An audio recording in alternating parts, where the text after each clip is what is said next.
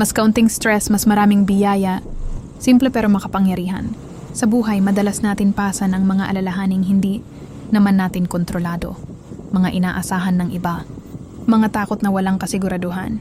Ang stress, ninanakaw ang ating lakas, nilalabo ang ating isipan, at tinatakpan ang mga biyayang nasa paligid na natin. Pero kapag pinili nating maging kalmado kaysa kabado, kapag natutunan nating huminga, bitawan, at magtiwala sa proseso, doon natin makikita ang mga biyayang dati nating hindi napapansin.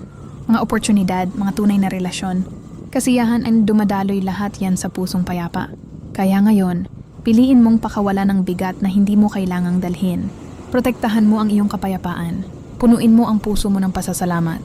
Dahil habang binabawasan mo ang stress, mas makikita mo, puno na pala ang buhay mo ng mga biyayang matagal nang naghihintay. Manatiling magaan, manatiling puno ng pag-asa.